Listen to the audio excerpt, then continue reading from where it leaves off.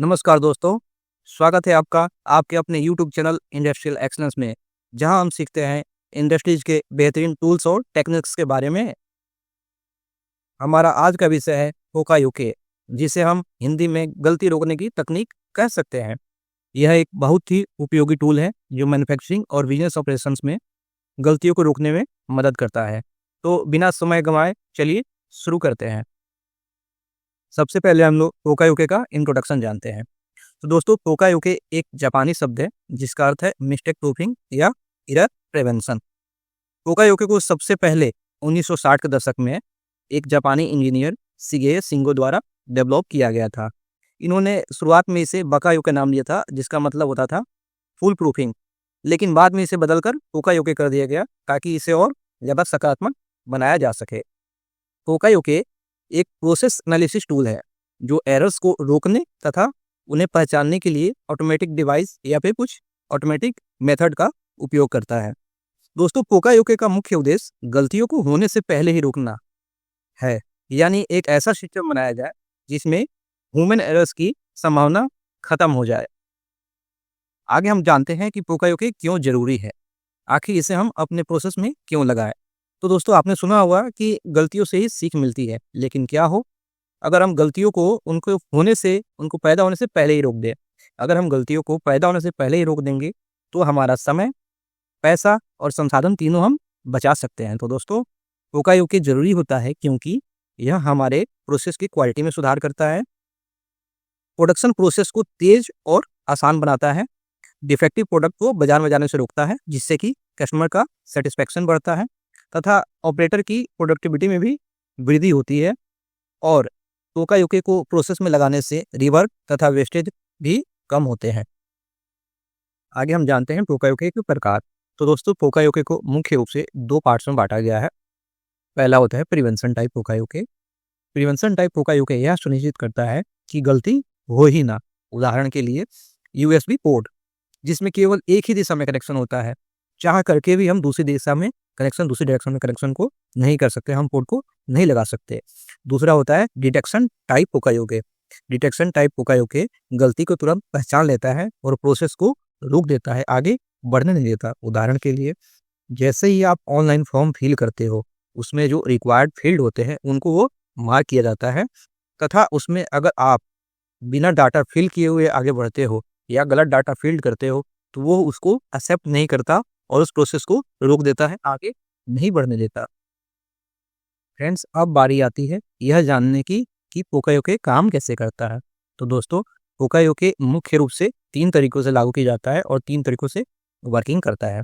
पहला होता है कॉन्टैक्ट मेथड, जो कि प्रोडक्ट की फिजिकल प्रॉपर्टी जैसे कि शेप, कलर या मटेरियल के आधार पर कार्य करता है।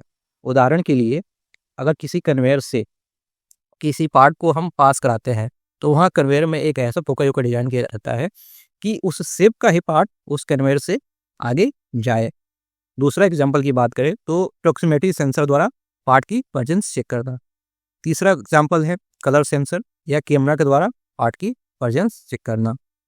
दूसरा तरीका है इसका फिक्स वैल्यू मेथड। कई जगहों पे आपने देखा होगा कि जो वैल्यू फिक्स की रहती है उस वैल्यू पे पार्ट पहुंचते ही वो प्रोसेस रुक जाती है। उदाहरण के लिए, पैकिंग प्रोसेस में वेइंग मशीन का यूज करना। जिस वेट पे मशीन सेट की हुई होती है उससे अगर कम वेट हो या फिर ज़्यादा वेट हो तो मशीन पैकिंग को प्रोसेस नहीं करती है। असेंबली लाइन पर स्क्रू की सीक्वेंस और क्वांटिटी चेक करना। तथा आपने देखा होगा पेट्रोल पंप पे जब भी आप अपनी गाड़ी में पेट्रोल डलवाते हो, जितना रेट आपने डाला होता है वह रेट कंप्लीट होने के बाद पेट्रोल की फिलिंग वहीं रुक जाती है। तीसरा होता है motion step method. Motion step method क्या करता है, यह प्रोसेस में हर स्टेप पर सही क्रम पूरा होने पर जोर देता है।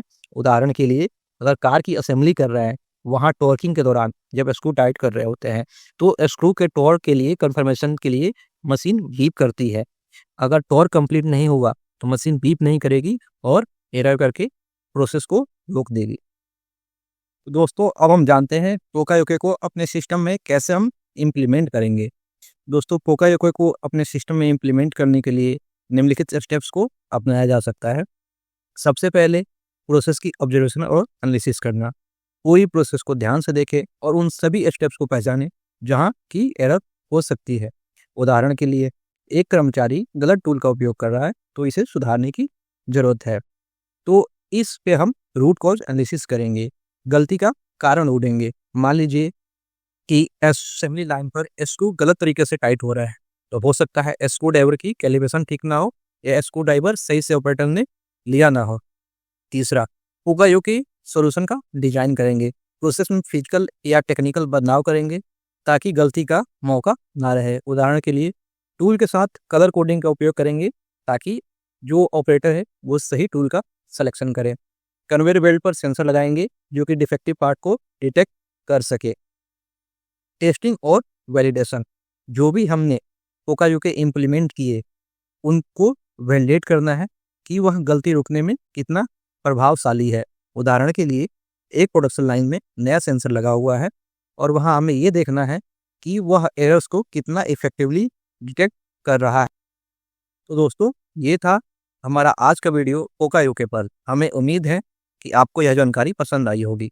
अगर हाँ, तो वीडियो को लाइक करें, चैनल को सब्सक्राइब करें और बेल आइकन को दबाना ना भूलें ताकि आप हमारे हर अगले वीडियो की नोटिफिकेशन मिलती रहे।